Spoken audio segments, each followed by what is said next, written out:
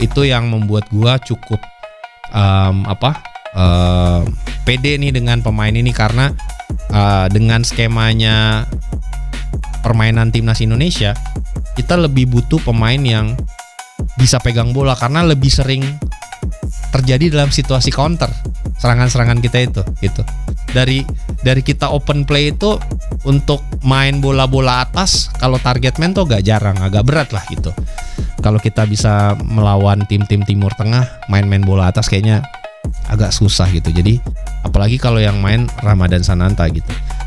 Jadi menurut gua ini bisa jadi opsi karena dengan demikian tuh ada Waaji, Oratmangun, ada Ole Romeni, ada Marceng ya, Stroik gitu kan, dan ada dia juga Miliano gitu. Jadi ada opsi lah gitu untuk bisa dipilih ketika nanti tergantung lawannya siapa yang lebih cocok gitu. Dan begitupun dengan Mauro Zylstra yang tampil selama 25 menit ya. Sempat mencetak gol tapi dianulir ya karena Rizky Ridho dianggap melakukan pelanggaran.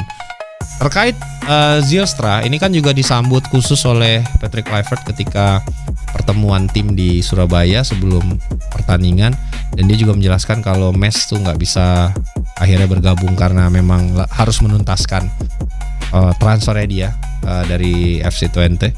Dan ini juga menurut gua ketimbang opsi yang ada sekarang yang lokal ya, masih lebih baik, karena gue jujur kemarin agak sedikit kecewa dengan penampilan Sananta, karena balik lagi ini kan walaupun lu cetak gol ya, tapi gue melihat dalam beberapa momen itu either dia nggak berada di posisi yang tepat dan eksekusinya juga terlambat sepersekian second, baik itu dari sundulan maupun penyelesaian akhir, apakah itu shooting atau tap in gitu.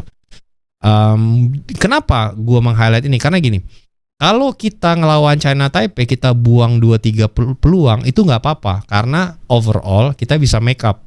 Tapi ketika kita tampil nanti ngelawan Irak ya, melawan Saudi, mungkin dari satu pertandingan peluang kita tuh cuma 2-3.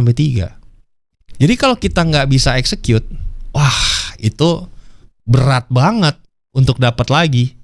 Itu poin gue di situ. Nah itu kenapa mungkin ya kedalaman squad itu sangat dibutuhkan untuk bisa mengarungi seenggaknya kans kita bisa masuk ke putaran kelima.